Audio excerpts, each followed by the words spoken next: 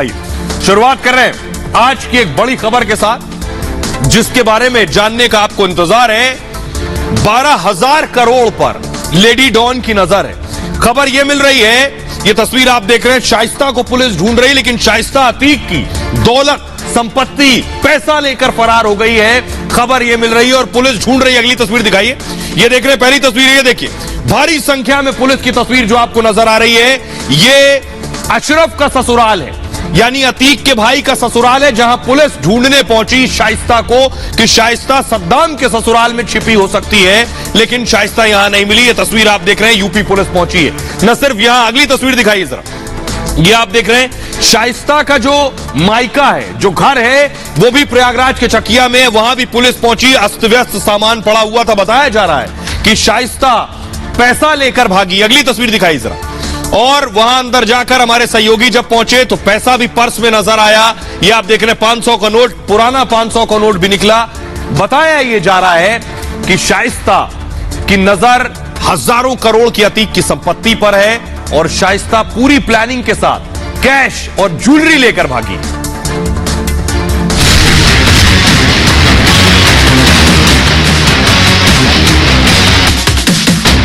अतीक की हत्या के बाद लेडी डॉन शाइस्ता नए प्लान पर काम कर रही है।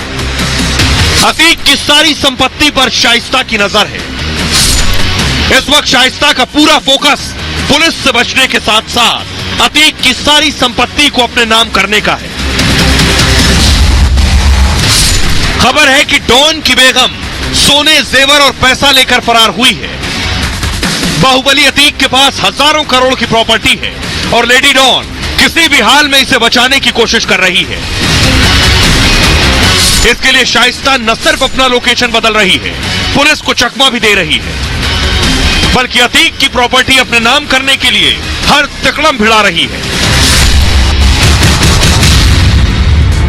आइए अब मैं आपको बताने जा रहा हूं, जिस 12,000 करोड़ पर शाइस्ता की नजर है, वो पैसा कहां है, वो पैसा किसका है, वो पैसा कितना है, इस पर भी हम बात करेंगे।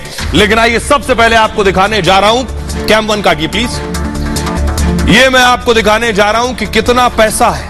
ये देख रहे हैं आप, चारों तरफ आपको पैसा ही पैसा नजर आ रहा है, सोना ही सोना नजर आ रहा है। ये जो पैसा और सोना है, हजारों करोड़ ऊपर आप पढ़ सकते हैं। 12 के बाद कितने जीरो है गिनिए। 12,000 करोड़ की बेनामी संपत्ति है। कहां कहां है, शाइस्ता को पता है सर। अतीक की बेगम शाइस्ता पर यह अब तक का सबसे बड़ा खुलासा है। शाइस्ता की नजर सिर्फ पैसे पर। फरार होने के वक्त शाइस्ता के पास पैसे और जेवरात थे, यानी जो ज्वेलरी घर पे मौजूद थी, शाइस्ता वो लेकर भागी। अतीक की संपत्ति को लेकर शाइस्ता ने यह बड़ा प्लान तैयार किया। अतीक का कारोबार समेटने में लेडी डॉन जुटी हुई है कि जब तक मैं जेल से बाहर हूं, सारा पैसा, सारी बेनामी संपत्ति की वसूली कर लूं। अतीक की संपत्ति अपने नाम करा रही है शाइस्ता। बड़ी खबर ये, अतीक के नाम पर दर्जनों कंपनियां हैं, दर्जनों इमारतें। फरार होने के बाद शाइस्ता सीए यानी चार्टेड अकाउंटेंट के लगातार संपर्क में है, क्योंकि सीए ही सारा दंत फंद बताएगा कि होगा कैसे। अतीक 12,000 करोड़ की संपत्ति का मालिक था। अतीक ने कई बेनामी और अवैध संपत्तियां बनाई। 100 से ज्यादा बेनामी और अवैध संपत्तियों के दस्तावेज बरामद किए गए। प्रयागराज और लखनऊ के पॉश इलाकों में अतीक ने संपत्तियां बनाई या कब्जाई। यह संपत्ति अतीक या फिर घर वालों के नाम है, या ऐसी भी बहुत सी संपत्ति है जो बिल्डर्स को, बड़े लोगों को पैसा देकर बनवाई गई। किसी को नहीं पता इसमें अतीक का पैसा लगा, लेकिन सिर्फ शाइस्ता को पता है। ललितपुर और माउंट आबू में भी बेनामी संपत्तियां हैं अतीक। उमेश पाल मर्डर के बाद कई खातों से पैसे का लेन देन हुआ। शाइस्ता और अतीक के कारोबारियों से सीधे जुड़ी हुई है। सीए की मदद से शाइस्ता संपत्तियों को अपने नाम करा रही है जो अब तक बेनामी है। शाइस्ता ने दिल्ली, मुंबई में कई संपत्तियां अपने नाम करवाई हैं और एसटीएफ के मुताबिक यूपी सहित कई जगहों पर संपत्ति ट्रांसफर करवाई गई है। सोचिए, असद का एनकाउंटर हुआ, अतीक और अशरफ का मर्डर हुआ, शाइस्ता जनाजे में नहीं पहुंची, लेकिन शाइस्ता संपत्ति अपने नाम करवा रही। यूपी पुलिस शाइस्ता के चार्टेड अकाउंटेंट को तलाश रही कि वो सीए कौन है जो सीए इस खेल में लगा है। अतीक और अशरफ की प्रॉपर्टी का रिकॉर्ड संभालता था। ये सीए, वकीलों की फीस और दूसरे खर्च करीबियों को से जुटा रही है शाइस्ता इस वक्त। यह है शाइस्ता की रणनीति का हिस्सा। लेकिन आइए अब मैं आपको दिखाने जा रहा हूं हमारे सहयोगी की रिपोर्ट, क्योंकि पुलिस शाइस्ता को लगातार तलाश रही है और हमारे सहयोगी लोमस दरअसल पहुंचे शाइस्ता के मायके, जहां शाइस्ता का परिवार रहता था। यह पूरा परिवार फरार हो गया, घर खाली है। रिपोर्ट देखिए लोमस की, जहां एक बैग मिला है जिसमें पैसा था। पुराना नोट भी इस पर्स में मिला है। इस पर्स में पुराना 500 का नोट भी मिला है। कहीं ना कहीं शाइस्ता जिस तरीके से फरार चल रही है और उसी के क्रम में बताया जा रहा है कि आनन फानन में वो अपना पर्स छोड़ करके भागी है। जो सारे डॉक्यूमेंट थे, जितने भी कागजात थे, उनको वो लेकर के यहां से फरार हो गए। सारे जो जितने भी कीमती सामान थे, जेवरात थे और कैश था, वो सब लेके यहां से फरार हुई। अभी तक बताया जा रहा है कि जो शाइस्ता परवीन फरार चल रही है वो इसी कारण फरार चले क्योंकि उसकी आर्थिक स्थिति काफी मजबूत है। काफी लंबे समय से जिस तरीके से आम लोगों का पैसा अतीक अहमद ने लूटा, तो वो कहीं ना कहीं अब शाइस्ता परवीन के काम आ रहा है, भागने के काम आ रहा है। और लगातार आपको तस्वीरें हम दिखा रहे कि किस तरीके से पूरा घर एक बिखरा हुआ है। एक एक गोदरेज खुली हुई है। जो महत्वपूर्ण सामान थे, जेवरात थे, जितने भी पैसे थे, वो सब गायब बताए जा रहे हैं। सब शाइस्ता परवीन भागने में इस्तेमाल करते हुए नजर आ रही है। तो शाइस्ता के मायके से रिपोर्ट आप देख रहे थे। अब मैं आपको शाइस्ता की एक्सक्लूसिव तस्वीर दिखाने जा रहा हूं। एक नई तस्वीर शाइस्ता की आई है, जो बताया जा रहा है उमेश पाल के मर्डर के आसपास की तस्वीर है। शाइस्ता फोन पर बात कर रही थी। यह तस्वीर जो आप देख रहे हैं, यह शाइस्ता की नई तस्वीर आप देख रहे हैं। इससे पहले यह तस्वीर आपने नहीं देखी, पहली बार यह तस्वीर सामने आई जिसमें शाइस्ता फोन पर बात कर रही है। किससे फोन पर बात कर रही है? उमेश पाल की हत्या के बाद की तस्वीर है, जब शाइस्ता बात कर रही थी, या उससे पहले की तस्वीर है, यह साफ नहीं, क्योंकि शाइस्ता की बहुत कम तस्वीर है। यह तस्वीर सामने आने के बाद एक और तस्वीर, इससे पहले आपको याद होगा शाइस्ता का एक वीडियो भी सामने आया था। ये जो आप देख रहे हैं, ये देख रहे हैं शाइस्ता आपको लाल घेरे में नजर आ रही है। शाइस्ता एक शादी में पहुंची थी और बताया गया कि उमेश पाल की हत्या से ठीक पहले ये शादी थी, तब का ये वीडियो मैं आपको दिखा रहा हूं इस वक्त। देख रहे हैं आप शाइस्ता का वीडियो, आप देख रहे हैं। अगली तस्वीर दिखाइए जरा। ये शाइस्ता की एक और तस्वीर है, एक और तस्वीर दिखाइए।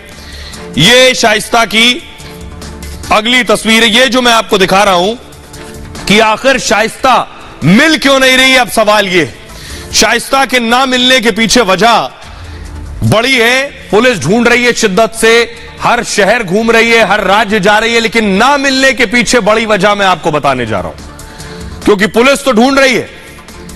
ये देख रहे हैं, इधर देखिए, शाइस्ता यहां से पेड़ के पीछे से गायब हुई तो पता चला पानी के पास है, फिर पता चला कि पानी के रास्ते शाइस्ता कहीं से गायब हो गई है। किसी नदी के किनारे पर थी, बोट लेकर शाइस्ता किसी दूसरे राज्य जाने की तैयारी में है, वहां से बांग्लादेश और पाकिस्तान जाने की खबरें थी। तो ये जो आप शाइस्ता के अलग अलग चेहरे अलग अलग जगह पर देख रहे हैं, कैसे शाइस्ता जा रही, पुलिस को क्यों नहीं पता चल रहा? अतीक की बेगम शाइस्ता पुलिस को लगातार चकमा दे रही। कैसे? क्योंकि शाइस्ता ने मोबाइल का इस्तेमाल बंद कर दिया है। एक अपराधी और आरोपी अगर मोबाइल का इस्तेमाल बंद कर देगा तो पुलिस उसे मुश्किल से ढूंढ पाएगी। शाइस्ता करीबियों से फोन पर बात नहीं कर रही है, वकीलों से भी शाइस्ता संपर्क नहीं कर रही है। इस वक्त फोन बंद होने से सही लोकेशन की जानकारी नहीं मिल रही। बड़ी चीज यह कि अतीक अशरफ के मर्डर के बाद से 3000 फोन नंबर बंद हो गए। ये वो नंबर है जिन्हें सर्विलांस पर पुलिस ने लगाया था, ये सब अचानक बंद हो गए। उमेश पाल मर्डर के बाद अतीक के करीबियों पर नजर थी और पुलिस ने 5000 मोबाइल नंबर सर्विलांस पर ले रखे थे। अतीक और उसके करीबियों की बातचीत रिकॉर्ड कर रही थी पुलिस लगातार, लेकिन एक साथ 22 जिलों के नंबर स्विच ऑफ हो गए। सोचिए, उत्तर प्रदेश में 75 जिले, 22 के नंबर स्विच ऑफ, 22 जिलों के। 2 महीने से फरार है अतीक की बेगम शाइस्ता और शाइस्ता के प्रयागराज में छिपे होने की आशंका जताई गई। प्रयागराज कौशांबी बॉर्डर पर उसकी लोकेशन मिली थी। इसके बाद कई गांवों में पुलिस ने छापेमारी की है। प्रयागराज के हटिया में पुलिस ने रेड की। हटिया में अतीक के भाई अशरफ का ससुराल है। गुप्त सूचना पर पुलिस ने हटिया में छापेमारी की थी, लेकिन शाइस्ता वहां नहीं मिली। आइए अब आपको सुनवाता हूं, सुनिए जरा। हमारे सहयोगी विवेक पहुंचे हटिया में। उस जगह पर पहुंचे जहां अशरफ की ससुराल है, यानी अतीक के भाई की ससुराल, जहां बताया गया कि शाइस्ता हो सकती है, लेकिन शाइस्ता वहां नहीं मिली। लेकिन पुलिस पूरी टीम के साथ पहुंची थी। देखिए विवेक की रिपोर्ट। हटवा गांव में इस वक्त हम मौजूद है और यहाँ पर आप देखिए कि बड़ी संख्या में पुलिस बल की मौजूदगी है। पुलिस यहाँ पर पहुंची हुई है। ये वही गांव है, अशरफ की ससुराल है ये, और यहाँ पर शाइस्ता परवीन और जैनब फातिमा के छुपे होने, यानी कि अतीक और अशरफ दोनों की पत्नियों के छुपे होने की यहाँ पर सूचना मिली थी पुलिस को, जिसके बाद पुलिस यहाँ पर पहुंची है और पुलिस ने यहाँ पर पूरे गाँव में तलाशी अभियान चलाया है। महिला पुलिस के साथ यहाँ पर गाँव में गली गली जाकर एक एक घर की तलाशी ली गई है और इसके अलावा आपको बता दें कि खेतों और आसपास के घरों में भी देखा गया है ताकि कहीं शाइस्ता छुपी हुई तो नहीं। हमारे साथ पुलिस अधिकारी मौजूद। सर, क्या इंफॉर्मेशन आपको मिली थी? सूचनाएं थी, कुछ अंदरूनी गोपनीय सूचनाएं थी। उसी सूचनाओं पे रूटीन वर्क में सर्च ऑपरेशन हम लोग कर रहे थे। तो शाइस्ता और जो जैनब फातिमा उस विषय में कह पाना मुश्किल है। हाँ। ठीक है, कहाँ है कहाँ नहीं है। शाइस्ता की तलाश के लिए आप यहाँ पर पहुंचे थे? अन्य अभियुक्त भी हैं जिसके अच्छा। तलाश में दबिश दी जा रही है। कितनी देर दबिश चली सर? लगभग 1.25 घंटा हो गया है। कुछ मिला? ऑपरेशन यहाँ से कोई कुछ मिला नहीं है। जा रहे हैं सर आप? हाँ, हम लोग यहाँ पर आप देखिए कि पुलिस की टीम यहाँ से अब रवाना हो रही है और यहाँ पर छापेमार कार्रवाई की गई, लेकिन इस गांव में फिलहाल कुछ नजर नहीं आया है। पुलिस की टीम यहाँ पर निकल रही है। तस्वीर हम आपको लगातार दिखा रहे हैं। भाई अब मैं आपको बताने जा रहा हूं, शाइस्ता वांटेड है, पुलिस ढूंढ रही है, लेकिन शाइस्ता की नजर सिर्फ अतीक की प्रॉपर्टी पर है। और अब बात दूसरे मोस्ट वांटेड की। दूसरा मोस्ट वांटेड कौन है? दूसरा मोस्ट वांटेड ये बमबाज है। बाकी सब तो ढेर कर दिए गए, ये बमबाज फरार है। कहां है? जमीन निगल गई, आसमान खा गया, पाताल में है, किस जगह पर है किसी को नहीं पता। क्यों नहीं पता? अगली तस्वीर दिखाइए जरा। गुड्डू मुस्लिम, ये देख रहे हैं, ये निकला सफेद शर्ट में। ये गुड्डू मुस्लिम जेल गया था, बरेली जेल, अशरफ से मिलने उमेश की हत्या से पहले। ये वो तस्वीर है। ये तस्वीर ये बता रही है कि पूरी प्लानिंग कैसे हुई। लेकिन ये बहरूपिया कहां है? ये कैसे भेष बदल रहा है, ये मैं आपको बताता हूं। इसके चेहरे बदल रहे हैं, भेष बदलकर ये भाग रहा है, इसलिए पुलिस की पकड़ से अब तक दूर है। ये देख रहे हैं, तस्वीरें बदल रही हैं। क्या इसने दाढ़ी रख ली है, चश्मा लगाने लगा है, मूछें कटवा दी है, दाढ़ी भी हटवा दी है, क्लीन शेव हो गया है, इस तरह से चेहरे बदलकर घूम रहा है। अतीक का बमबाज गुड्डू मुस्लिम पुलिस को लगातार चकमा दे रहा है। गुड्डू मुस्लिम लगातार अपनी लोकेशन बदल रहा है। जहां एक दिन रुकता है वहां अगले दिन नहीं रुकता है। उमेश पाल केस में गुड्डू मुस्लिम की तलाश चल रही है। उड़ीसा में बताया जा रहा है, उड़ीसा में गुड्डू मुस्लिम की लोकेशन मिली। स्पेशल टास्क फोर्स एसटीएफ के पहुंचने से पहले गुड्डू मुस्लिम वहां से फरार हो गया। इसके बाद गुड्डू मुस्लिम छत्तीसगढ़ पहुंच गया उड़ीसा से। पुलिस से बचने के लिए गुड्डू मुस्लिम ने भेष बदल लिया। गुड्डू मुस्लिम ने अपनी दाढ़ी बढ़ा ली है, जिससे गुड्डू मुस्लिम को पहचानना मुश्किल हो गया। फरारी में अशरफ जहां जहां गया था, गुड्डू भी उसी रास्ते पर है। बड़े शहरों की जगह छोटे शहरों में छिप रहा है जानबूझकर। 5 लाख रुपए का इनाम घोषित किया गया है गुड्डू मुस्लिम पर, और पुलिस के लिए यह अभी भी इसको खोजना जरूरी है। एसटीएफ के चीफ अमिताभ यश को सुनिए जरा। गुड्डू मुस्लिम तो शूटर ही था और इसको आपकी चैनल्स ने पूरे देश को सीसीटीवी फुटेजेस के माध्यम से दिखाया। शाइस्ता परवीन इस प्रकरण में टोटल कॉन्स्पिरेसी में शामिल थी। ओवरग्राउंड और अंडरग्राउंड सपोर्टर्स की कोई कमी नहीं होती। ऐसे बहुत सारे लोग हैं जिनसे इनका लेन देन होता है, जिनके साथ इनका व्यापारिक संबंध होता है अथवा इनके पूरे नेटवर्क में शामिल होते हैं, और इस प्रकार के लोग पूरे देश में और संभवतः विदेशों में भी फैले हुए हैं। तो इस प्रकार के गैंग से जो एसोसिएटेड लोग होते हैं, उन्हें पुलिस से कैसे फरार होना है या पुलिस की गिरफ्त से कैसे बचना है, इसके बारे में जानकारी काफी प्राप्त हो गई होती है, और यही कारण होता है कि ये पुलिस के लिए गिरफ्तारी में सरदर्द होते हैं। अब सोचिए जरा, योगी का हथौड़ा कैसे चल रहा है, ये मैं आपको बताऊंगा। गुड्डू मुस्लिम ज्यादा दिन तक नहीं भाग सकेगा। एसटीएफ चीफ को आपने सुन लिया, ये तस्वीर आप देख रहे हैं। गुड्डू मुस्लिम बेशक दूर है, लेकिन गुड्डू मुस्लिम जिस से मिला, जो मददगार थे, उन सब पर हथौड़ा चल रहा है। देख रहे हैं आप, अतीक का बहनोई अखलाक पुलिस ने गिरफ्तार कर लिया। गुड्डू मुस्लिम मिलने पहुंचा था अतीक के बहनोई से। योगी का डंडा चला है इस मददगार पर भी। आइए आपको बताता हूं कि योगी ने क्या एक्शन लिया है। अखलाक को पुलिस पहले ही गिरफ्तार कर चुकी है, लेकिन अब उनकी नौकरी पर भी तलवार चल गई। अखलाक जो है वो अखलाक दरअसल अतीक अहमद के बहनोई हैं और ये देख रहे हैं आप, ये है अखलाक अतीक के बहनोई और अतीक अब रहे नहीं। तो हुआ यह है कि माफिया के अंत के बाद रिश्तेदारों पर एक्शन हो रहा है।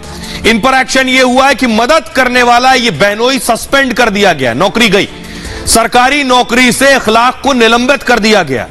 मेरठ में रहता है अतीक का बहनोई अखलाक और भावनपुर सामुदायिक स्वास्थ्य केंद्र में तैनात था, सरकारी नौकरी पर था। गुड्डू मुस्लिम मेरठ में अखलाक के घर गया था और अखलाक ने गुड्डू मुस्लिम को 1.5 लाख रुपए दिए थे। इसने असद और 2 शूटर्स भी अखलाक के घर में रुके थे। अखलाक पर अतीक का कारोबार चलाने का आरोप है। उमेश की हत्या की साजिश में भी अखलाक आरोपी है। हत्या के अगले दिन जेल से अतीक ने फोन किया था इसे और अतीक की कॉल के बाद अखलाक गुजरात पैसा भेजा था अखलाक ने। अखलाक की पत्नी और बेटी भी हत्याकांड में आरोपी है। फिलहाल अखलाक की पत्नी और बेटी फरार चल रही हैं। इन दोनों को पुलिस ढूंढ रही है।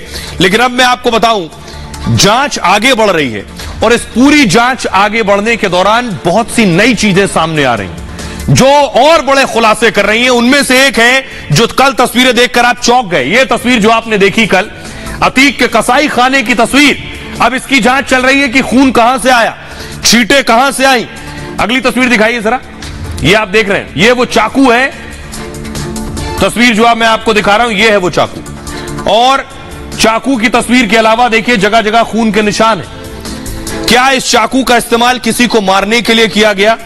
अगली तस्वीर दिखाइए। और आज पुलिस पहुंची है, पुलिस ने बैरिकेड कर दिया है, पूरे इस दफ्तर को सील कर दिया है। तो सवाल यह है, क्या अतीक के कसाई खाने में किसी की बलि ली गई? रिपोर्ट देखिए।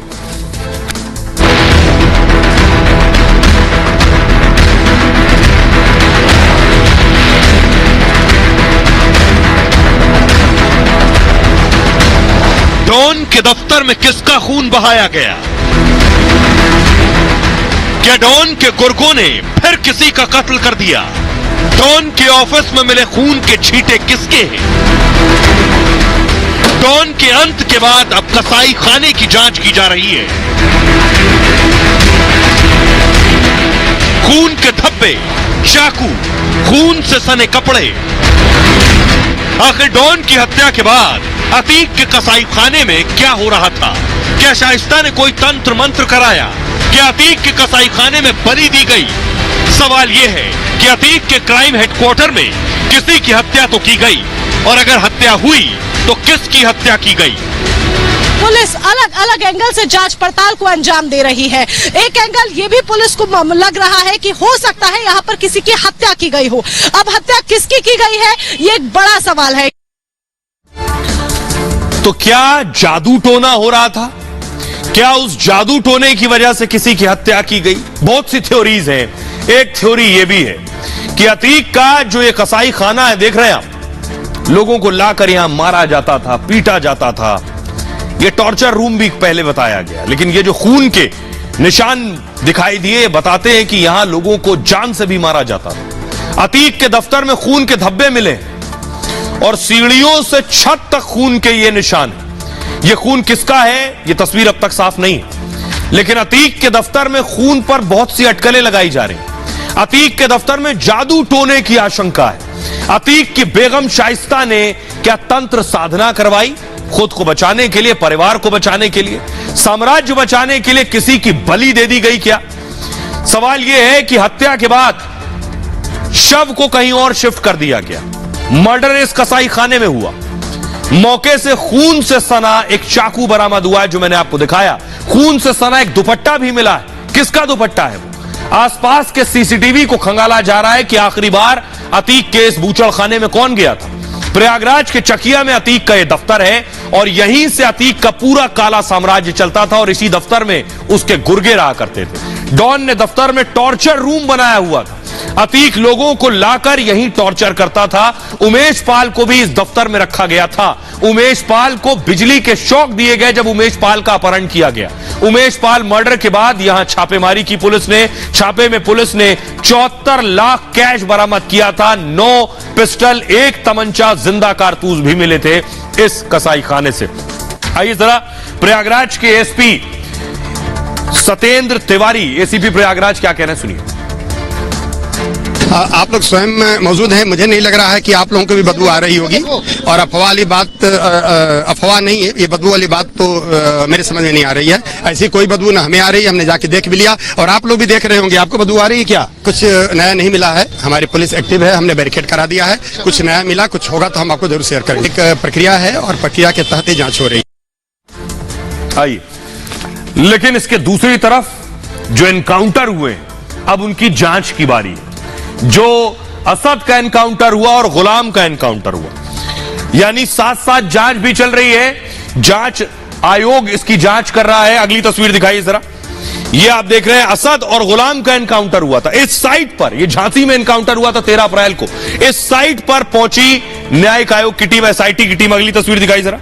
ये एसआईटी की टीम पहुंची और ये रिक्रिएट कर रही, देख रहे हैं, बंदूक लेकर बाइक पर बैठे रहे होंगे दोनों। किस तरह से बाइक पर बैठे थे, कहां रोकने को कहा गया, ये लोग रुके क्यों नहीं, उसके बाद बाइक आगे बढ़ाई, कैसे एसटीएफ पर इन लोगों ने फायरिंग भी की और उसके बाद एसटीएफ पर इन्होंने फायरिंग की, जिस फायरिंग में असद और गुलाम की मौत हुई है। देखिए जरा किस तरह से इस रिक्रिएशन को किया गया।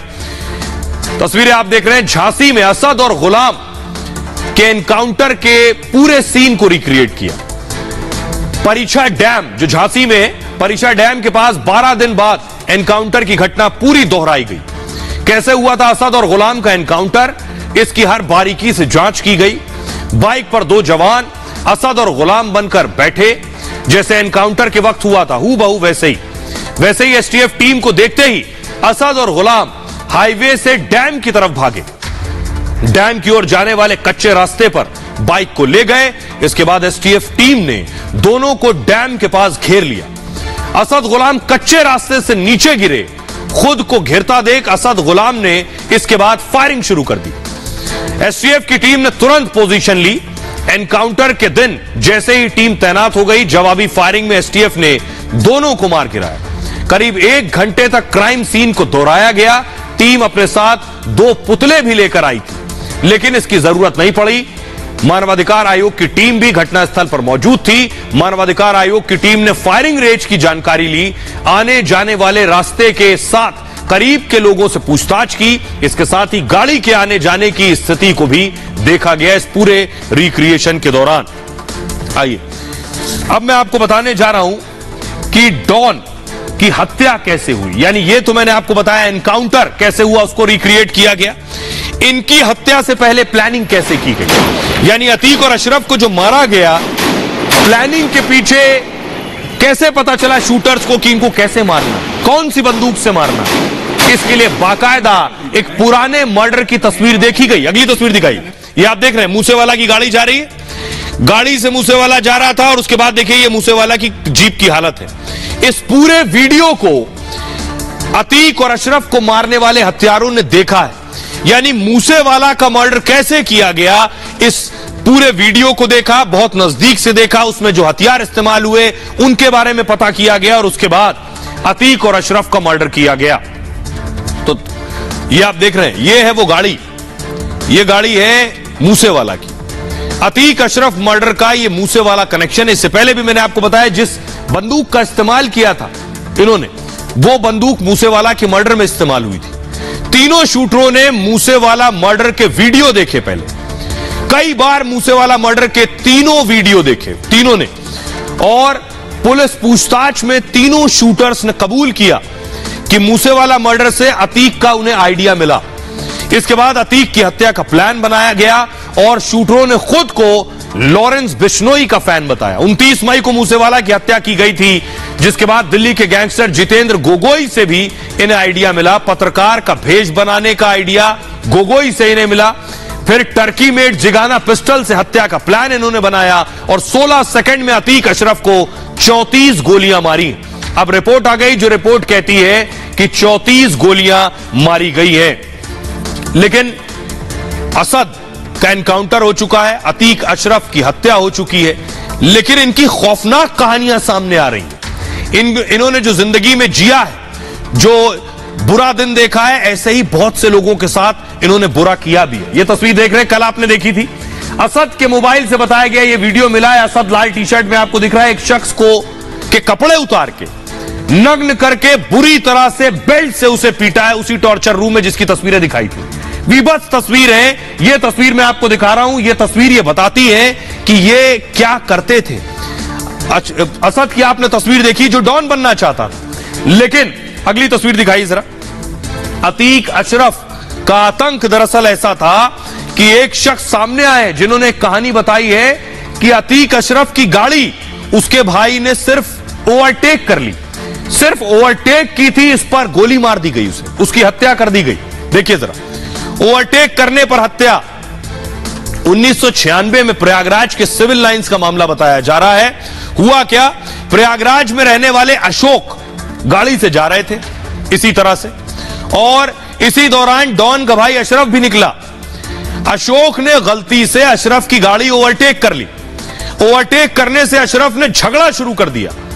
अशोक को यह नहीं पता था कि लड़ाई उसकी अशरफ से हो रही, अतीक के भाई से। लड़ने वाला अशरफ डॉन अतीक का भाई है। कहासुनी में अशोक को गोली मारने की धमकी दी गई। जब अशोक को पता चला विवाद तो डॉन के भाई से हो गया है, अशोक झगड़े की बात को लेकर बुरी तरह से डर गया, खौफजदा हो गया। दहशत में अशोक अतीक से माफी मांगने पहुंच गया। तब अतीक ने कहा था ओवरटेक नहीं करना चाहिए था तुम्हें। हालांकि झगड़े को लेकर अशोक ने माफी मांग ली थी वहां पहुंचकर, लेकिन अशोक की माफी से अशरफ संतुष्ट नहीं हुआ। अगले 2 दिन के बाद ही अशोक की खुलेआम हत्या कर दी गई। एक के बाद एक अशोक को 9 गोलियां मारी गई थी। हत्या पर अतीक बोला गोली मार दी तो मार दी। परिवार इतना डर गया था कि उस समय केस तक नहीं हुआ। हालांकि बाद में अशरफ गुर्गों पर केस दर्ज किया गया था, और केस दर्ज हुआ तब भी परिवार को लगातार धमकाया गया। जब अशरफ ने सरेंडर किया तब परिवार को राहत मिली। अब मैं आपको उसी पीड़ित जिनकी हत्या हुई, जिनको 9 गोलियां मारी गई, अशोक के भाई को सुनिए, विशाल साहू क्या कह रहे हैं। अशोक कुमार साहू जो है हमारे भाई छोटे, हिम्मतगंज काले डाने से निकल रहे थे, रोड पे जीटी रोड पे आ रहे थे अपने घर से निकल के, और उसी गाड़ी से उसी समय जो है ये अशरफ गाड़ी से जा रहे थे। गाड़ी आगे होने के बावजूद उन्होंने ये कहा गाड़ी जब निकालें तो कहीं गाड़ी जल्दी हटाओ, नहीं तो क्या फंसा, गाड़ी हटा पीछे करो, तो गाड़ी पीछे नहीं हटाए। तो पीछे कैसे हटाएं, क्योंकि गाड़ी आगे निकल चुकी थी। जब गाड़ी आगे निकल चुकी थी तो वो उसमें जब बोले तो उसमें ये हुआ कि हटाओ, तो हटाएंगे तो कहे नहीं हटाओगे तो गोली मार देंगे, इतनी गोली मारेंगे चल नहीं हो जाओगे। तो उन्होंने निकल के फिर खड़े हो गए, कहे चल निकल लो तो निकल के जाओ। अग्रवाल नर्सिंग होम, तो वहाँ पे बच्चा पहुंचा करके थे, उनके बच्चे को देखने गए थे, बिटिया भाई थी, उनकी तबीयत खराब थी, तो उसमें देखने गए थे। जब देखने के गए थे तो नीचे वो उतरे, पान की दुकान पे खड़े हुए, सोचे पान उन खा ले, तो बस उसी में जो है उन्होंने यहाँ से गाड़ी से घेर लिया। घेरने के बाद 9 गोली जो है उनको उतार दी गई थी। अशरफ ने उतार दिया। ये खौफ हुआ करता था, आज ये खौफ खत्म हो गया है। अब खौफ और डर तो सिर्फ एक ही आदमी का है। जानते हैं किसका? यूपी में सिर्फ योगी का खौफ है, और योगी का डर है अपराधियों में, जो होना भी चाहिए। और यही वजह है कि जो एनकाउंटर हुए पीछे, अरबाज का, असद का, गुलाम का, उस्मान चौधरी का, और उसके बाद डॉन का मर्डर, इसके बाद से डर देखिए जरा। योगी राज में डर, तख्ती लेकर पहुंच गए सरेंडर करने। फुल स्क्रीन लीजिए जरा तस्वीर। इतना डर है, खौफ है। इसमें क्या लिखा है, फुल स्क्रीन लीजिए। लिखा है, साहब मुझे गोली मत मारना, मैं गैंगस्टर का अपराधी हूं, साहब मुझे गिरफ्तार कर लो। डर है, अपराधियों में यह डर बहुत जरूरी है।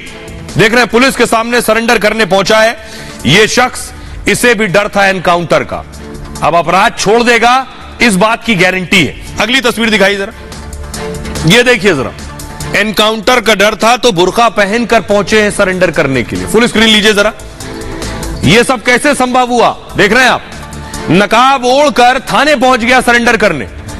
यह डर और खौफ, जब कई दिन से एनकाउंटर की तस्वीरें देख रहे हैं तो अपराधी फरार नहीं है, ज्यादा सुरक्षित महसूस करते हैं पुलिस कस्टडी में, जेल में, कि वहां कम से कम मुठभेड़ में तो नहीं ढेर होऊंगा। ये जो है, ये डर इसलिए जरूरी है कि जब अपराधियों में ये डर होगा तभी आप अपने इलाके में, अपने शहर में, अपने राज्य में सुरक्षित महसूस करेंगे, जब अपराधी पुलिस के खौफ से डरेंगे। डॉन के खात्मे से अपराधी खौफ में, बदमाश तख्तियां लगाकर, लटकाकर थाने पहुंच रहे हैं, गुहार लगा रहे हैं कि एनकाउंटर मत करना। ऐसा ही एक मामला संभल से सामने आया, जहां एक बदमाश तख्ती लटकाकर पुलिस थाने पहुंच गया। स्क्रीन पर आप देख रहे हैं हयात नगर थाने की तस्वीर में दिखने वाले शख्स का नाम है जाबुल। गोकशी के आरोप में जाबुल काफी वक्त से फरार था। पुलिस जाबुल की तलाश कर रही थी और इसी दौरान आज ये थाने पहुंचकर सरेंडर करने गया। सरेंडर करने के लिए आरोपी साथ में एक पोस्टर भी लेकर गया। पोस्टर में लिखा है, साहब मुझे गोली मत मारना, मैं गैंगस्टर एक्ट का अपराधी हूं, मुझे गिरफ्तार कर लीजिए। इसके साथ ही आरोपी ने अपराध को छोड़ देने की भी कसम खा ली। 4 दिन पहले का वाकया बताऊं, एक और आरोपी ने सरेंडर किया। यह रेप का आरोपी है, दुष्कर्म के मामले में फरार चल रहा था। आरोपी हापुड़ कोर्ट पहुंच गया। पुलिस से बचने के लिए आरोपी ने बुर्का पहन रखा था, लेकिन कचहरी में घुसते ही किसी ने पुलिस को सूचना दे दी। सरेंडर से पहले ही पुलिस ने गिरफ्तार कर लिया।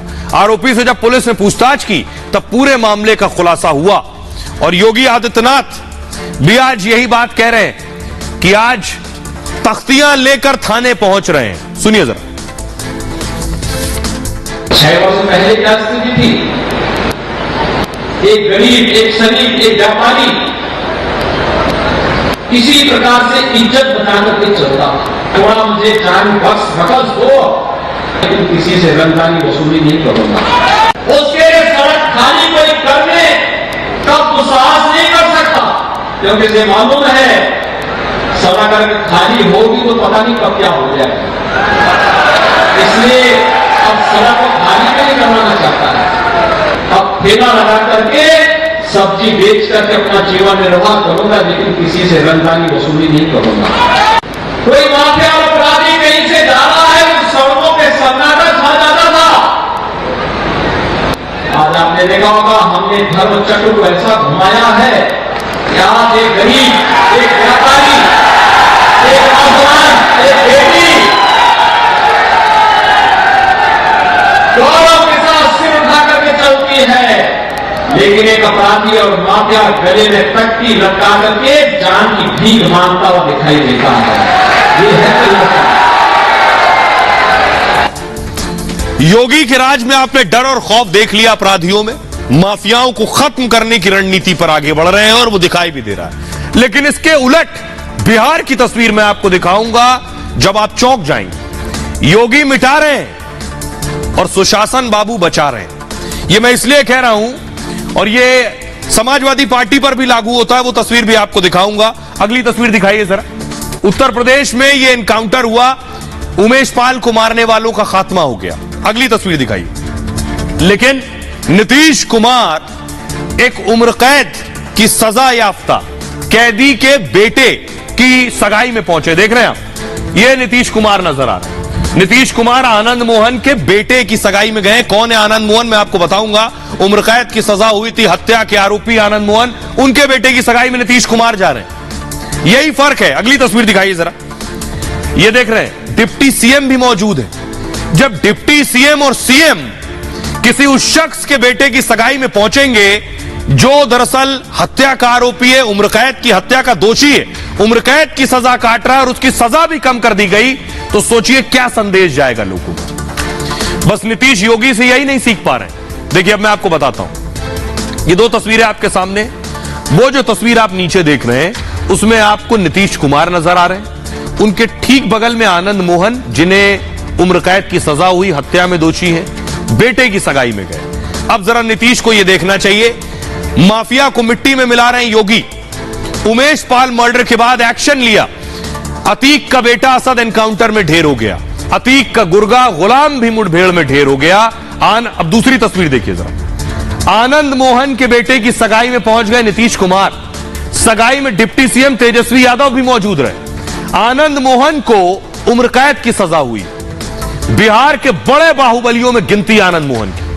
आनंद मोहन की रिहाई के लिए नीतीश कुमार ने कानून तक बदल दिया, जेल नियमावली में संशोधन कर दिया। 1994 में गोपालगंज के डीएम थे जी कृष्णैया, उनकी हत्या हुई। आक्रोशित भीड़ ने पीट पीट कर मार डाला, उन्हें गोली मार दी। आनंद मोहन पर भीड़ को उकसाने का आरोप था। 2007 में पटना हाई कोर्ट ने आनंद मोहन को फांसी की सजा सुनाई। 2008 में सजा को उम्र कैद में तब्दील कर दिया गया। 2012 में आनंद मोहन ने सुप्रीम कोर्ट में अपील की और सजा कम करने की अपील सुप्रीम कोर्ट ने खारिज कर दी। अब नीतीश ने कानून में बदलाव कर दिया। बेटे की सगाई के दिन ही रिहाई का आदेश जारी हो गया। आनंद मोहन 14 साल की सजा काट चुके हैं। उम्र कैद की सजा हुई थी। उम्र कैद के तहत उन्हें 20 साल जेल में रहना था, लेकिन नीतीश सरकार ने पहले ही उन्हें रिहा कर दिया। अब सवाल बहुत बुनियादी है। बीजेपी सवाल पूछ रही है कि योगी आदित्यनाथ माफिया को मिट्टी में मिला रहे हैं और नीतीश कुमार, जो बिहार जंगल राज की परिभाषा बन चुका है, वो नीतीश कुमार ऐसे अपराधियों को बचा रहे हैं। सुनिए जरा क्या कुछ कह रहे हैं तेजस्वी यादव। इसमें कोई कंट्रोवर्सी क्या है उस पर सर, क्योंकि आरोप लगाया जा रहा है कि संवैधानिक नहीं है।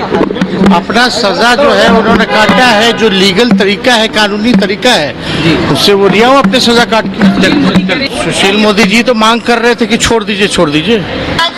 आनंद मोहन जी की रिहाई, वो बेचारे तो बलि के बकरा हैं, वो तो इतनी सजाब हो गए हैं, उनकी रिहाई पर किसी को कोई आपत्ति नहीं है। लेकिन आनंद मोहन जी के आड़ में जो काम किया है ये सरकार, समाज कभी नहीं माफ करेगा।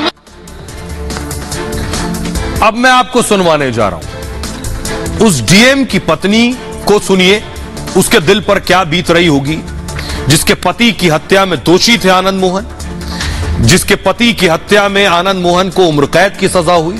नीतीश कुमार ने 6 साल पहले आजाद करवा दिया। क्या संदेश दिया है, जरा उनकी पत्नी को सुनिए। डीएम साहब की पत्नी क्या कह रही है। वो तो इनजस्टिस हुआ है हम लोगों को। पहले उसको तो हैंग टू डेथ हुआ था, फिर बाद में लाइफ इम्प्रिजनमेंट है, और उसको फिर उसका अमेंडमेंट करके, रूल का अमेंड करके उसको बाहर लाना और पॉलिटिक्स में उसको इन्वॉल्व करना, वो अच्छा डिसीजन तो नहीं है। हम लोग तो बहुत तो अच्छा नहीं लग रहा है हम लोगों को। तो बिहार गवर्नमेंट में तो पूरा कास्ट पॉलिटिक्स है। हाँ, वो राजपूत है, वो बाहर आए तो उसको राजपूत वोट्स मिलेगा बोल के बाहर लाया गया, बस उतना ही। नहीं तो क्या है, तो बाहर लाने क्रिमिनल को बाहर लाने का क्या जरूरत है। इतना ही नहीं, आनंद मोहन नहीं। अब एक और तस्वीर नीतीश की दिखाने जा रहा हूं बाहुबली के साथ। ये आप देख रहे हैं, बाहुबली धनंजय सिंह के साथ नीतीश कुमार नजर आए। ये एक तस्वीर है। अगली तस्वीर दिखाइए जरा।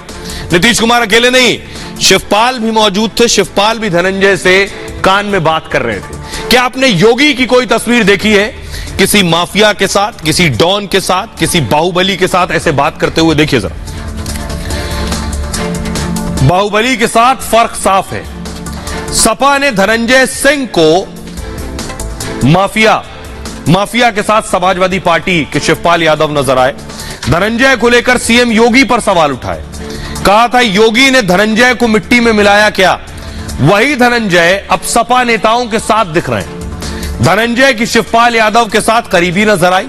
शिवपाल धनंजय के कान में बोलते हुए दिख रहे हैं। लखनऊ में नीतीश के स्वागत में सपा के साथ खड़े। धनंजय की पहचान बाहुबली नेता के तौर पर है। 3 दशक लंबा आपराधिक रिकॉर्ड रहा है। धनंजय पर हत्या, लूट समेत दर्जनों केस दर्ज है। मुन्ना बजरंगी की हत्या में भी इनका नाम आया। एक वक्त इन पर 25,000 का इनाम भी हुआ करता था। विवादों के बीच भी धनंजय ने चुनाव जीता और यूपी के जौनपुर से एक बार फिर सांसद बने। धनंजय को नीतीश ने बड़ी जिम्मेदारी दी। हाल ही में धनंजय को जेडीयू का महासचिव बनाया गया। यूपी में जेडीयू को मजबूत करने की जिम्मेदारी दी है और मोदी विरोध पर नीतीश अखिलेश साथ आ गए हैं। तो माफिया धनंजय से भी सपा की करीबी दिखाई देने लगी है। तो ये तस्वीरें लोग भी देख रहे हैं कि कौन माफिया पर हथौड़ा चला रहा है और किसे आपराधिक प्रवृत्ति के लोग पसंद हैं। आज की एक और सियासी बड़ी खबर है। खबर यह है कि पवार से डर और उद्धव का सरेंडर। यह मैं इसलिए कह रहा हूं कि उद्धव ठाकरे ने सरेंडर कर दिया है शरद पवार के आगे, नतमस्तक हो गए। अगली तस्वीर दिखाई जरा। यह आप देख रहे हैं अजित पवार एकनाथ शिंदे से मिलने पहुंचे थे। अजित पवार क्या खिचड़ी पका रहे हैं कोई नहीं जानता। कुछ दिन पहले तक इनका फोन नॉट रीचेबल था। क्या कर रहे हैं कोई नहीं जानता। क्या बीजेपी को सपोर्ट देने वाले हैं? क्योंकि अगली तस्वीर दिखाइए, आज पोस्टर छप गए, देख रहे हैं, मराठी में लिखा है भावी मुख्यमंत्री। ये जो अजित पवार की तस्वीर है कि पोस्टर में लिखा है कि अजित पवार अगले मुख्यमंत्री होंगे। अजित पवार अगले मुख्यमंत्री होंगे तो उद्धव क्या करेंगे? यानी महाविकास आघाड़ी में अब तक तो उद्धव ही मुख्यमंत्री थे, अब अजित पवार कह रहे हैं वो अगले मुख्यमंत्री होंगे। जरा रिपोर्ट देखिए।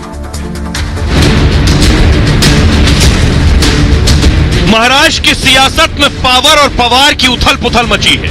अघाड़ी की गाड़ी पर कभी भतीजा ब्रेक लगाता है तो कभी चाचा आंख दिखाता है। नहीं बाकी आता आम्ही एकत्र लढणार वगैरे आघाडी आहे, पण इच्छाच नाही त्याच्यात काही इश्यू का नाही, ते अजून केलंच नाही, ते कसं सांगता सत्ता के लिए जो महाअघाड़ी गठबंधन बना था उसमें अब दरार और खाई सब नजर आने लगी। मैं खुद को पहलवान बोलूं तो दिखना तो चाहिए ना, पहलवान है हूं करके, ऐसी नहीं होता कभी। उसके लिए तुम्हारे में उतनी ताकत होना चाहिए। उद्धव और राउत भले ही डैमेज कंट्रोल में लगे हों और गठबंधन में सब ठीक होने का दावा करें, लेकिन सच ये है कि वजूद के डर से उद्धव सरेंडर को मजबूर है।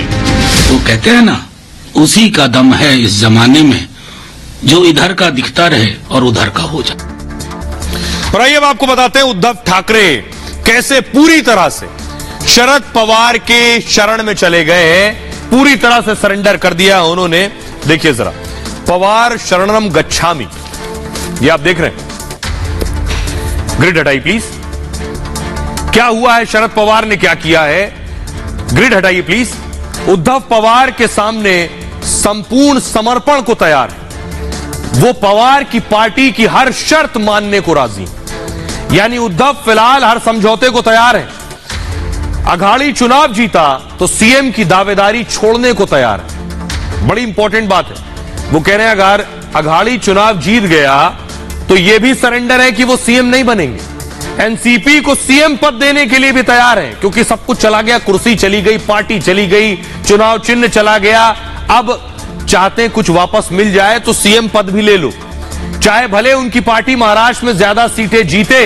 सत्ता और पार्टी गवा चुके उद्धव को पवार का सहारा है। पवार के कद का नेता न कांग्रेस के पास है न उनके पास है। महाराष्ट्र में पवार ही बीजेपी का मुकाबला कर सकते हैं। ग्रामीण इलाकों में एनसीपी की मजबूत पकड़ है और दूसरे विपक्षी दलों से भी पवार के अच्छे संबंध हैं। पवार अगर अघाड़ी से अलग हुई तो गठबंधन टूट जाएगा और तब उद्धव का राजनीतिक वजूद भी खतरे में पड़ जाएगा। इसलिए गठबंधन बनाए रखना उद्धव की मजबूरी है। अजित पवार की बीजेपी से बड़ी नजदीकी से उद्धव परेशान है। उद्धव और संजय राउत लगातार पवार को मनाने में लगे हैं। पवार को वो अघाड़ी का नेतृत्व सौंपना चाहते हैं। अब इसमें सच क्या है, क्यों डरे हुए हैं, जरा सुनिए एक बार संजय राउत। काल माझं माननीय शरद पवार साहेबांशी या विषयावर बोलणं झालेलं आहे। आता सकाळी माझं उद्धव ठाकरे साहेबांशी याच्यावर चर्चा झालेली आहे। आम्ही असं ठरवलंय एकजुटीने महाराष्ट्र एकीकरण समितीचा प्रचार करायचा। या वेळेला कधी नव्हे ती महाराष्ट्र एकीकरण समिती एकसंघ आहे, त्यांच्यामध्ये कोणत्याही प्रकारचे मतभेद दिसत नाहीये, फाटाफूट दिसत नाहीये। अब मैं आपको बताने जा रहा हूं कि कैसे उद्धव लाचार हो गए। दो पवार हैं, एक तरफ शरद पवार, दूसरी तरफ अजित पवार। उद्धव शरद पवार के आगे सरेंडर है। क्यों सरेंडर है? सरफेस फ्लोर ग्राफिक से सरेंडर क्यों है ये आप देख रहे हैं। इसके पीछे वजह यह है, अघाड़ी गठबंधन का आगे पता नहीं। शरद पवार कह चुके हैं क्या होगा। 100% सीएम बनना चाहता हूं, पोस्टर लग गए। सीट प्रचार पर गठबंधन में बात नहीं हुई है। शिवसेना से गठबंधन कर धर्मनिरपेक्ष नहीं रहे अजित पवार, अब यह कह रहे हैं। एमवीए की मेगा रैली में आना तय नहीं है। 1 तारीख को रैली है। शरद पवार आएंगे नहीं आएंगे कोई नहीं जानता, हो सकता ना आए तो फिर महाविकास आघाड़ी खत्म। क्या अजित पवार तो कह रहे हैं कौन है संजय राउत और मोदी की डिग्री कोई मुद्दा नहीं, जिसे एमवीए राहुल गांधी मुद्दा बना रहे थे। प्रधानमंत्री नरेंद्र मोदी करिश्माई नेता हैं, ये बात कह रहे हैं अजित पवार। अडानी पिछले दिनों पहुंचे शरद पवार से मिलने और पवार ने कहा कि अडानी केस में जेपीसी जांच की जरूरत नहीं है। अजित पवार कह रहे हैं मोदी के सामने कोई और विकल्प नहीं है। अडानी जैसे उद्योगपति रोजगार बढ़ाते हैं, शरद पवार कह रहे हैं। और अजित पवार, राजनीति में मर्यादा का ख्याल रखा जाना चाहिए। सुप्रिया सुले ने केंद्र के मंत्रियों की तारीफ की और अजित पवार कह रहे हैं ईवीएम पर भी भरोसा जता चुके हैं। अब जरा सुनिए एकनाथ शिंदे क्या कह रहे हैं, ये क्या चल रहा है महाराष्ट्र में, क्या होने वाला है अगले एक हफ्ते 2 हफ्ते में, कोई नहीं जानता। सुनिए जरा मुख्यमंत्री को। मैं इतना ही कहूंगा, आदरणीय शरद पवार साहब ये बड़े अनुभवी नेता है। उनका जो वक्तव्य है ये महत्वपूर्ण है और उसको हमेशा जो कहते हैं उसमें गांभीर्य होता है, गंभीरता होती है। इतना ही मैं कहूंगा, जिनको जो सोचना है, समझना है, वो समझना। महाराष्ट्र से आपको लिए चलते हैं अब दक्षिण भारत। प्रधानमंत्री नरेंद्र मोदी मिशन दक्षिण भारत पर है। कैसे दक्षिण भारत में कमल खिलेगा इसकी तैयारी है, दक्षिण में कमल खिलाने की तैयारी है। तस्वीर आप देख रहे हैं, प्रधानमंत्री को भारी जन समर्थन मिल रहा है। सड़कों के दोनों तरफ लोग मौजूद हैं प्रधानमंत्री का वेलकम करने के लिए। अगली तस्वीर दिखाइए, भारी सौगात दे रहे हैं। ये तस्वीर आप देख रहे हैं, प्रधानमंत्री ने वाटर मेट्रो दी है। एशिया में इस तरह की मेट्रो अब तक नहीं चल रही, एशिया में पहली मेट्रो बताई जा रही है ये वाटर मेट्रो, जिसका प्रधानमंत्री ने आज इनॉग्रेशन किया है। ये इनॉग्रेशन, ये देख रहे हैं, ये वाटर मेट्रो है जो कई द्वीपों को जोड़ेगी। ये अपने आप में पहली वाटर मेट्रो। अगली तस्वीर दिखाई, प्रधानमंत्री ने वंदे भारत का भी इनॉग्रेशन किया, हरी झंडी दिखाई। तो केरल को प्रधानमंत्री ने क्या सौगात दी है सबसे पहले आपको ये बताता हूं, उसके बाद आपको ये बताऊंगा कि प्रधानमंत्री इस मिशन में कैसे आगे बढ़ रहे हैं। देख रहे हैं पीएम की तस्वीर, त्रिवेंद्रम में 2 किलोमीटर का रोड शो किया पीएम ने।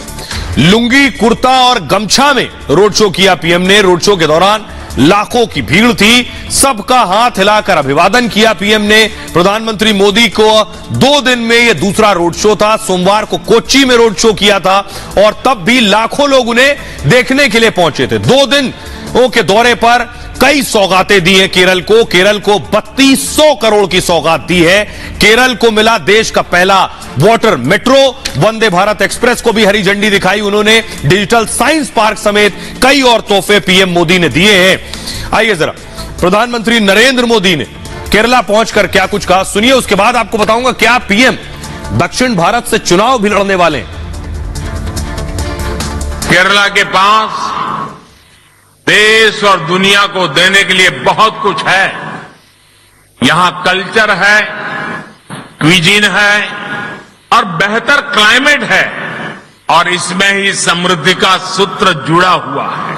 आज केरला को अपनी पहली वंदे भारत ट्रेन मिली है। आज कोच्चि को वाटर मेट्रो की नई सौगात मिली है। रेलवे से जुड़े अनेक प्रोजेक्ट्स मिले हैं। कनेक्टिविटी के साथ साथ आज केरला के विकास से जुड़े और भी प्रोजेक्ट्स का लोकार्पण और शिलान्यास हुआ है। विकास के इन सभी प्रोजेक्ट्स के लिए केरला के लोगों को बहुत बहुत बधाई। और आइए अब आपको बताते हैं इस वक्त दक्षिण भारत में बीजेपी की स्थिति क्या है। बीजेपी के पास सबसे ज्यादा सीटें हिंदी बेल्ट में, नॉर्थ में, उत्तर भारत में सबसे ज्यादा, लेकिन दक्षिण में आकर बीजेपी कमजोर है। तो प्रधानमंत्री का तैयारी क्या है ये देखिए जरा। कुल सीटें दक्षिण भारत में 129 हैं, उसमें से 25 सिर्फ बीजेपी के पास। केरल में देखिए 20 सीटें लोकसभा की हैं, बीजेपी के पास 0 है। कर्नाटक में 28 में 25, इकलौता दक्षिण भारत में राज्य कर्नाटक है जहां बीजेपी के पास बहुमत। तेलंगाना देखिए 17 में से 4 सीटें बीजेपी के पास है, यहां भी बीजेपी खासी मेहनत कर रही है। आंध्र प्रदेश में 25 में एक भी सीट बीजेपी के पास नहीं है। तमिलनाडु में 39 में कोई सीट नहीं है बीजेपी के पास। इसलिए दक्षिण भारत में इस बार किले को मजबूत करने की तैयारी है। आइए अब मैं आपको बताता हूं क्या प्रधानमंत्री नरेंद्र मोदी दक्षिण में कमल खिलाने के लिए कोशिश कर सकते हैं। इस बात की कि वो वहीं से चुनाव लड़े दक्षिण भारत से? क्या यह संभावना है? क्योंकि पीएम अभी वाराणसी से यानी काशी से सांसद है। क्या दक्षिण भारत का रुख कर सकते हैं?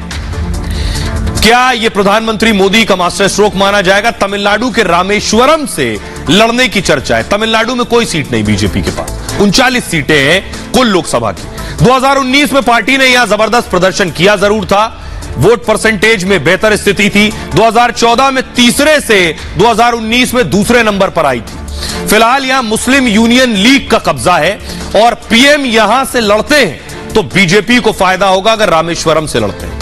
उनके चुनाव लड़ने से कई राज्यों पर असर पड़ेगा क्योंकि काशी और रामेश्वरम का सीधा जुड़ाव है। दोनों धार्मिक, आध्यात्मिक और सांस्कृतिक नगरी है। ज्योतिर्लिंग रामेश्वरम और राम सेतु इसी क्षेत्र में।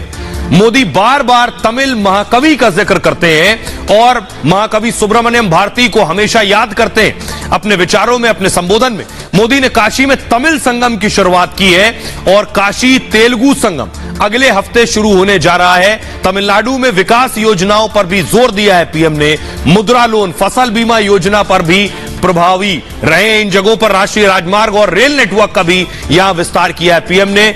वैसे मदुरई और कोयंबटूर से भी उतर सकते हैं पीएम मोदी। तो प्रधानमंत्री मोदी, जिस तरह से आपको याद होगा, उत्तर प्रदेश से चुनाव लड़ने के पीछे एक बड़ी वजह यह थी 2014 में कि इसका असर न सिर्फ यूपी में बल्कि पूरे हिंदी बेल्ट में होगा, जो नजर भी आया। क्या दक्षिण भारत में असर हो, इसके लिए दक्षिण का भी रुख करेंगे। बहरहाल ये भारत की बात है में इतना ही। आप अपना बहुत ख्याल रखिए। छोटे से ब्रेक के लिए रुक रहे हैं, लौट रहे हैं कुछ और बड़ी खबरों के साथ।